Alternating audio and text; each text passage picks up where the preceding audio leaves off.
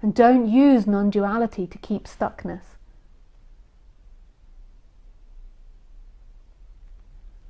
So there's these things that have to happen. The seeing that you are this alive presence, this I am, which is beyond the character, and that everything is appearing from that. That the character doesn't ultimately have choice or free will. It's an effect of everything that's ever happened, and it's spontaneously appearing out of this. But on the character level, you feel like you can choose. And that's important, to feel that strength, to feel like you can choose between water and coffee. Cold coffee. Water. That you can choose to go to work or not. So the person comes with the appearance of choice. It doesn't come feeling like it's not choosing. And on that human level, it's important that you have that strength and power, because that's a strength to feel like you can choose, even though ultimately you don't. And that's part of this character, is to feel like you can do something. But then you see on another level that ultimately everything you do has nothing to do with you, who you truly are, and that it's happening. It's a happening. It's all beautifully happening, and every choice you make doesn't really belong to you and isn't yours. And you're not guilty, you're not responsible ultimately, but on the human level you are. On the human level, if you knock someone over with your car, you're responsible. If you fuck up your taxes, then you're responsible. But ultimately, it's not your fault. There's nobody that's responsible. So what non-duality is remembering that true freedom of who you are, this energetic movement back to presence, and then on the human level being super fucking human. You take responsibility, you make choices. Not making choices is the human out of balance. Not doing things is the human out of balance. Being apathetic is the human out of balance.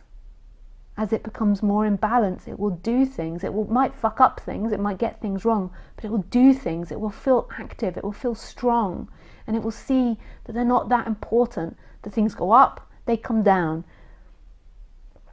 You like things, you don't like things. And that part of being human is to act and do things. And it's not that important, the outcome. What's important is the doing. It's the very act. It's the walking along the carpet, is doing your tax returns, even though they're super boring and I have to do my English ones now. It looks like I'm going to have to do double tax returns. I have to do tax returns in England and in France. Even if I don't pay taxes in England, I still have to do them. I don't like it, doing the tax returns. But that's part of being human, and that's the freedom is actually in the act of doing them. Even if you don't like it, it's in doing it. And they get done. And maybe I've done something wrong and then I get a fine, and then they come back and I do them again, or maybe I got them all right and I don't.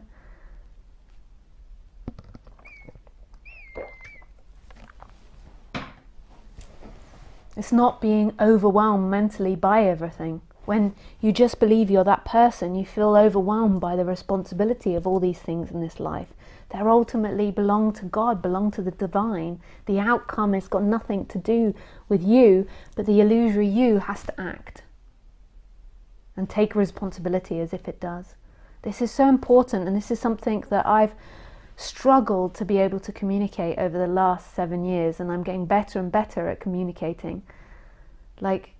Because the most important part is the waking up and seeing that none of that is you, and that's what I used to heavily focus on. But then I began to realize a big disbalance with the character, that lots of characters were coming to me that weren't wanting to take responsibility for their life, that were wanting me to do all the work for them, they're wanting to just listen and it to just happen. and there was a big character disbalance, and unless they dealt with that character disbalance, then the hearing of presence is almost impossible. So you have to do two. You have to balance out the character and make it more healthy and strong, and you have to assign what is a character problem, and then also seeing the freedom is your nature. And maybe there's lots of people that are listening that have been through this, like have been through the last 7 years of me speaking, and so they've had this awakening, and now they're seeing that they have to deal with the personality more. And I over the last 7 years of speaking, I've had to deal with the personality more, because there was so much bliss, and there was such a strong awakening here, and that presence was so beautiful. And my character, and then I sort of got thrown into the spotlight of speaking about it, and my character was a bit too inactive. And so what happened was, people that were more active than me came in and tried to take over, and because my energy was less active,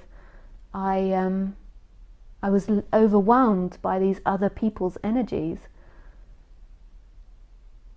and so it took me working with the personality and understanding that. So if you've been into business before and run your own business, I never thought that speaking about non-duality would then have to go into business, but it does.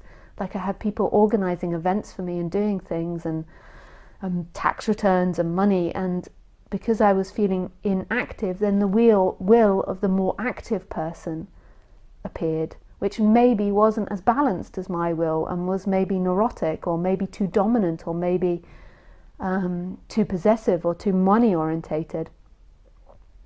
And so what happened was, I let them take over, and it caused me problems in the long run, and so I had to work on the personality to become more active in this society, because there is a tendency with this subject to become inactive on the personal level, and it almost is promoted, but that inactivity isn't a personality characteristic trait, it's your nature. And when you have these big awakenings, it can go into a personality trait. Like, I remember Eckhart Tolle talking about sitting on the bench for 2 or 3 years after the awakening. But eventually the personality has to come back and deal with life and deal with people. And if it doesn't become stronger, then other people's wills and other people's ways become more active and take over, and they're maybe not as balanced as yours. So it's really important to allocate what belongs with what. Like, what belongs with the personality, and what belongs with that awakening. And basically, presence is the freedom. And even if your personality is inactive, if there's a movement back to that presence, then there is freedom. And if your personality hasn't acted enough and your life becomes too chaotic because of other people managing it, then there's still freedom in that. But then eventually you'll stand up to those other people or those other forces. But when you're awakening, so also what I also realized was, people that are coming towards me and wanting my advice or wanting to speak about this subject with me, what they were doing was they were trying to escape being human. And they were trying to escape being human by listening to non-duality, and by trying to convince themselves that they weren't somebody, and that they didn't need to have a life, and they didn't need to do anything. And that isn't it either. This is about being human and not being human too. Seeing that who you are is this alive presence. And then on the other level, it's being fundamentally human. The human acts as if it has free will. The human acts as if it does things.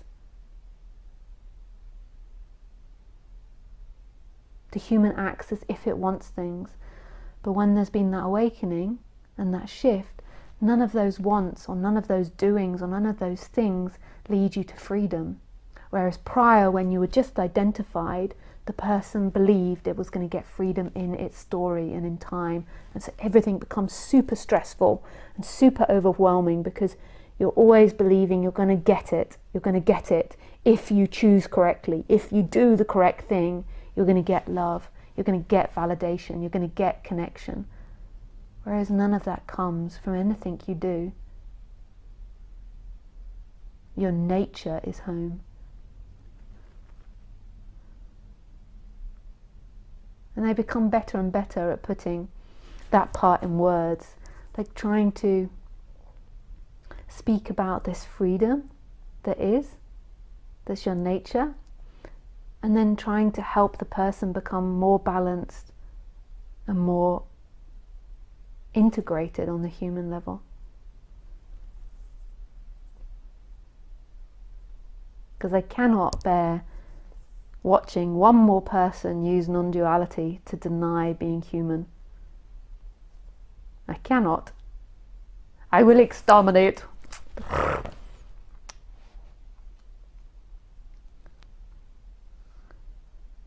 And I've done it too. I cannot bear it appear in myself either. To use non-duality to avoid conflict or to avoid acting.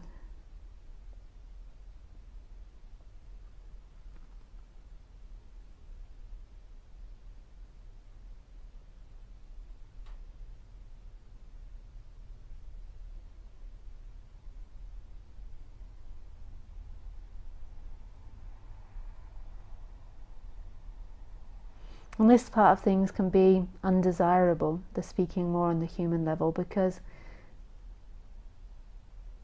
just putting everything to presence can make the human life less chaotic or easier. Like everything else means nothing. I don't have to deal with relationships, I don't have to deal with other people, I don't have to deal with my car insurance, I don't have to deal with the taxes. All of that belongs to God.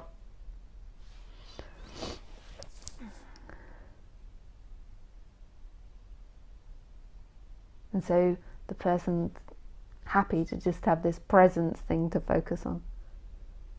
It's less chaotic.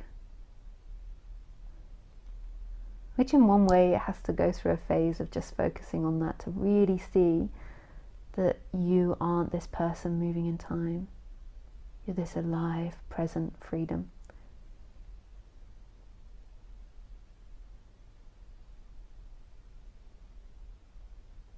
And then equally, you have to iron out the human.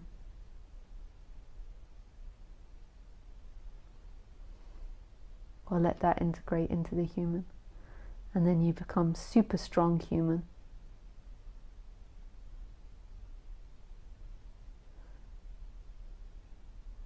But no. We have many more times to talk about this. So if that was slightly confusing, don't worry. I will talk about it again on Wednesday. If it was super clear and super brilliant, you can still join the Wednesday talk. Because it's not one way. It's dependent on how you heard it and how you responded to it. If it was indifferent and you're not quite sure if you liked it, you can also join on Wednesday.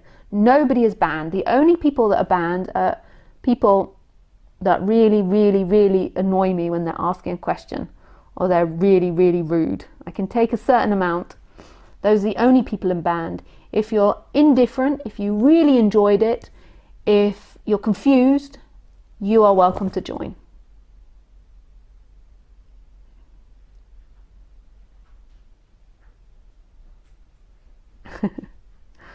So yeah, lovely sharing with you, and I send you so much love, and I shall see you Wednesday, as long as it's not Christmas Day. I'm not sure what date we're at.